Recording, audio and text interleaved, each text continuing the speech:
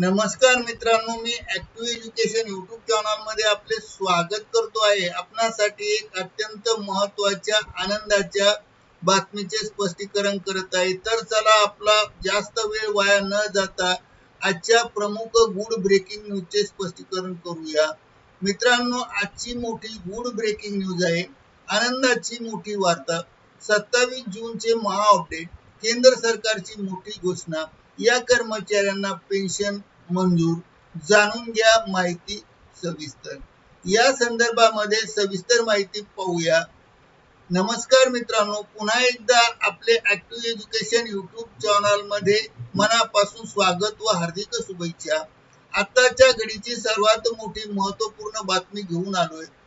केंद्र सरकारचा हा महाधमाका पहा, अखेर कर्मचाऱ्यांना पेन्शन योजना मंजूर। पण कोणत्या कर्मचाऱ्यांना, जाणून घ्या। मित्रांनो, केंद्र सरकारने केली मोठी घोषणा, पण ही घोषणा जुनी पेन्शन योजना सर्वांना मिळणार का? कोणत्या कर्मचाऱ्यांना पेन्शन योजना मंजूर केली आहे? केंद्र सरकारच्या कोणत्या विभागाने हा निर्णय घेतला आहे? या सर्व प्रश्नांची सविस्तर माहिती जाणून घेण्यासाठी हा व्हिडिओ सुरुवातीपासून शेवटपर्यंत कुठेही स्किप न करता पहा। चला तर पाहूया संपूर्ण माहिती। मित्रांनो, 8व्या वेतन आयोगाच्या स्थापनेनंतर लाखो कर्मचारी आणि पेन्शनधारकांमध्ये आनंदाचे वातावरण आहे। त्याच वेळी जुनी पेन्शन योजना लागू करण्याच्या मागणीने आता मोठा जोर धरला आहे। कर्मचाऱ्यांकडून सतत मोठी मागणी वाढत आहे की एनपीएस बंद करा आणि जुनी पेन्शन योजना म्हणजे ओपीएस पुन्हा लागू करा। या संदर्भात सरकारने एका विशिष्ट प्रवर्गातील कर्मचाऱ्यांसाठी हा मोठा दिलासा दिला आहे। केंद्र सरकारने घेतलेल्या निर्णयानुसार आता ज्या कर्मचाऱ्यांची नियुक्ती अनुकंपा तत्वावर करण्यात आली आहे, त्या कर्मचाऱ्यांना आता जुन्या पेन्शन योजनेचा लाभ मिळणार आहे। हा अत्यंत महत्त्वाचा निर्णय केंद्रीय कार्मिक आणि पेन्शन मंत्रालय अंतर्गत येणाऱ्या पेन्शन आणि पेन्शनभोगी कल्याण विभागाने 22 जून 2026 रोजी एका अधिकृत आदेशाद्वारे जाहीर केले की मित्रांनो, ही सवलत सर्व अनुकंपा कर्मचाऱ्यांना नाही।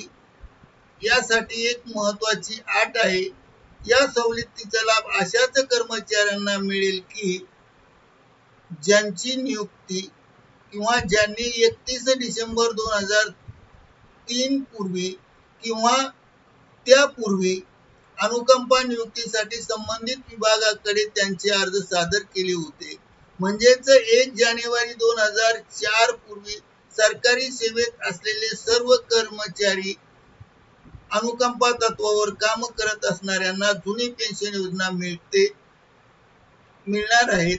त्याच धर्तीवर ज्याप्रमाणे इतर कर्मचाऱ्यांना जुनी पेन्शन योजना मिळते, त्याच धर्तीवर हा पात्र लाभ अनुकंपा तत्वाच्या कर्मचाऱ्यांना ओपीएस लागू होईल, असे स्पष्ट सरकारने जाहीर केले। जुन्या पेन्शन योजनेचा काय फायदा होईल त्यांना? एक, शेवटच्या मासिक पगाराच्या 50% रक्कम दरमहा म्हणून मिळते, ती मिळेल।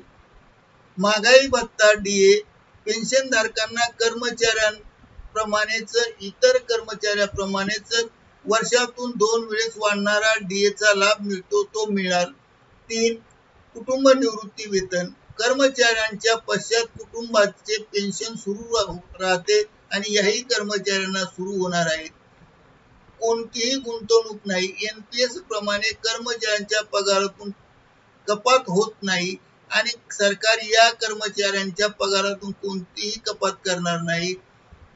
All India NPS employees federation सह अनेक सरकारी कर्मचारी असणाऱ्या संघटनेने कर्मचाऱ्यांनी स्थापन केलेल्या विविध संघटनांनी केंद्र सरकारच्या या निर्णयाचे मनापासून स्वागत केले आहे आणि सरकारचे आभारही मानले आहे। मात्र त्यावेळी आता सर्व सरकारी कर्मचाऱ्यांसाठी जुनी पेन्शन लागू करावी अशी मागणी पुन्हा जोर धरू लागली आहे। मित्रांनो, येथे एक गोष्ट नीट समजून घ्या, हा निर्णय केवळ पात्र अनुकंपा तत्वावरील कर्मचाऱ्यांसाठीच आहे। सर्व केंद्रीय कर्मचाऱ्यांसाठी जुनी पेन्शन योजना लागू झाली नाही. एकीकडे NPS लागू करून दुसरीकडे जुनी पेन्शन योजना बंद केली, तर दुसरीकडे काही विशिष्ट विभागात OPS योजना पुन्हा लागू करण्याचे धोरण परस्पर विरोधी वाटत आहे. त्यामुळेच इथे कर्मचाऱ्यांच्या मनात OPSच्या मागणीने पुन्हा जोर धरला आहे. येणारा काळच काय आहे ते काळच ठरवेल.